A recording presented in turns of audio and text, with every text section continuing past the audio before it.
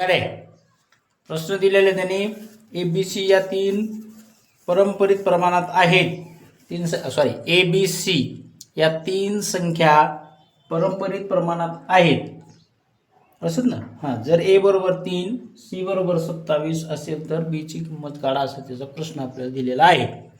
आता तुम्हाला तीन संख्या दिलेल्या आहेत, त्यांच्या किमती बघू आपण.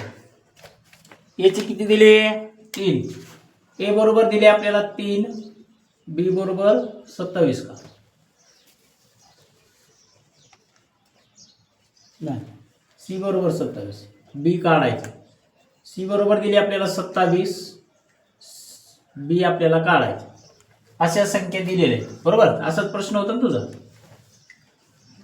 तर अशा संख्या दिल्या त्याचं म्हणणं आहे त्याला बी ची किंमत आपल्याला काढून द्यायची. हा प्रश्न आपला गुण उत्तर आणि प्रमाण मधला आहे.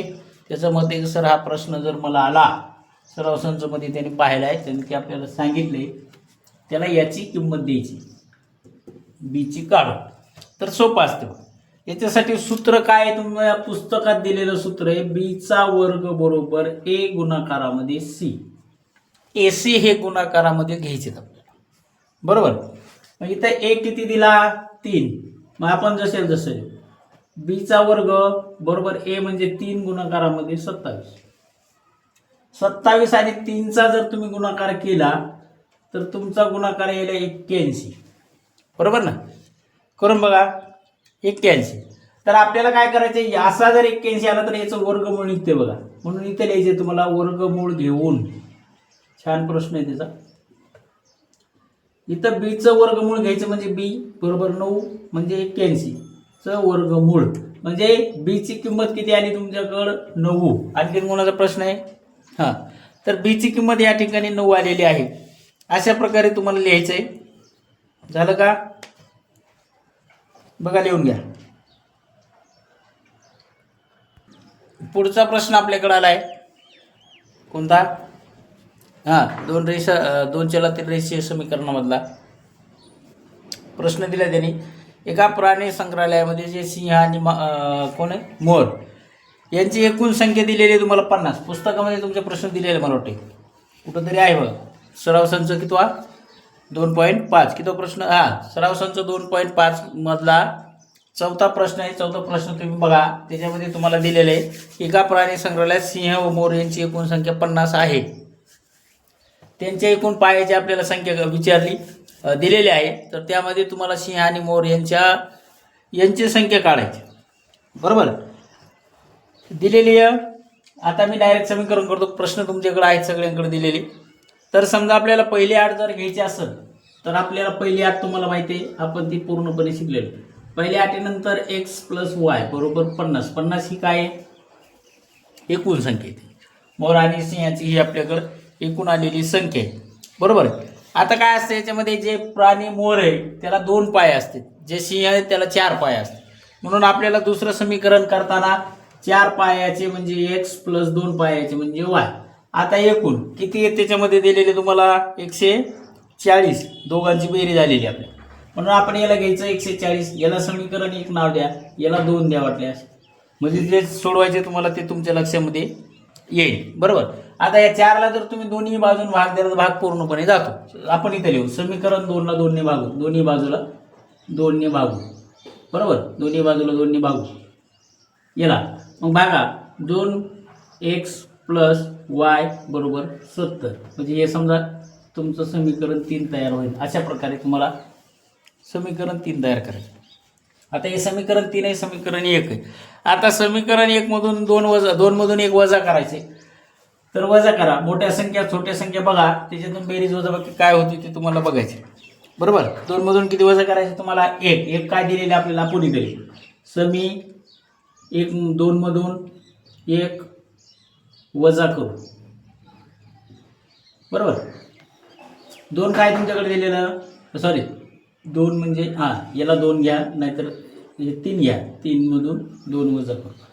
आपल्याकडे आले 2x प्लस वाय बरोबर 70 आणि इकडे x प्लस वाय बरोबर 50 हे आपल्याला दिलेले. आता तुम्हाला कुठं बेरीज करायची कुठं वजाबाकी करायची ते बघा. वजा वजा वजा आपण सगळं वजाच करू. 2 एक्स मधून जर तुमचा एक्स गेला तर 2 एक्स मधून एक्स गेला, राहिला एक्स, वाय वाय कॉमन इकडलं, बरोबर. 70 मधून तुम्हाला 50 वजा करायचे. 70 मधून किती वजा करायचे? 50. राहिले किती तुमच्याकडे? 20. आपल्याकडे एक्स बरोबर आले बघा 20, बरोबर. आता एक्स बरोबर 20 आलंय. ही किंमत तुम्हाला आपल्याकडे 3 समीकरणं तयार झाली. तर तिन्हीमधून ज्याच्यात तुम्हाला बरी वाटते त्याच्यात ठेवा. आपण समीकरण 1 मध्ये ठेवते, बरोबर. हे लिहून घ्या. किती आले तुमचं? एक्स बरोबर 20. एक्स बरोबर 20 ही समीकरण 1 मध्ये तुम्हाला ठेवायची. तुमचं समीकरण 1 काय? एक्स प्लस वाय होतं आपल्याला, म्हणून 20 प्लस वाय बरोबर 50. 20 प्लस वाय बरोबर काय आलं? 50. आपल्याला काय काढायचंय? वायची किंमत काढायची, बरोबर. मग आपण काय करू? वाय बरोबर 50 आपल्या जागेवर जसं तसं. हा 20 आधी काही पाठीमागे गेला म्हणजे वजा झाला.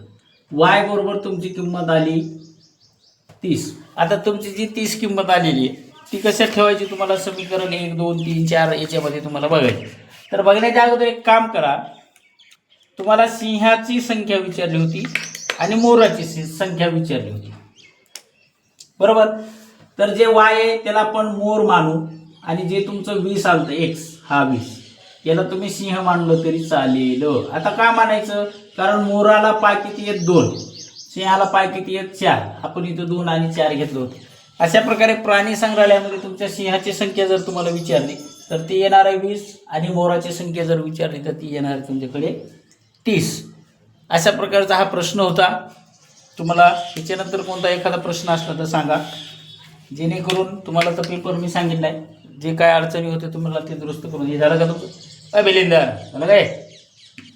मोडू का? तर अशा प्रकारे तुम्हाला प्राणी संग्रहालयातल्या ज्या काही गोष्टी होत्या ते मी जे काही तुमचे प्रश्न होते त्याच्यावर आपण पाहिलं. त्याच्यानंतर कोणाकडे काय प्रश्न असेल तर विचारा. ॲक्टिव्हिटीज तुम्हाला दिलेल्या आहेत, त्या ॲक्टिव्हिटी तुम्हाला येणार आहेतच.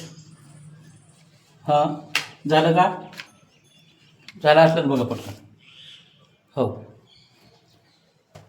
आपल्या चॅनलला लाईक, सबस्क्राईब करा. याच्यानंतर पण खूप अपडेट येणार आहेत. आणि सगळ्यात महत्त्वाचं म्हणजे याच्यावरून सूचना की उद्याच्या 1 तारखेपासून आपल्याकडे स्पोकन क्लास चालू होणार आहेत. गणितमध्ये बेसिक काही गोष्टी ज्यांना जमत नाही गणित, किंवा ज्यांना भीती वाटते गणित भाग 1 भाग 2, किंवा विज्ञान किंवा इंग्रजीचे काय तुमचे अवघड विषय ते मला कमेंट करून नक्की सांगा. सोप्यात सोप्या पद्धतीने आपण त्याला सॉल्व करण्याचा प्रयत्न करू. जरी माझी सांगण्याची पद्धत तुम्हाला अवघड वाटत असेल त्याबद्दलही आपण चर्चा करू, आहे का नाही? आणि कोणी तुमचे मित्र असतील तर त्यांना पण आवर्जून सांगा. धन्यवाद.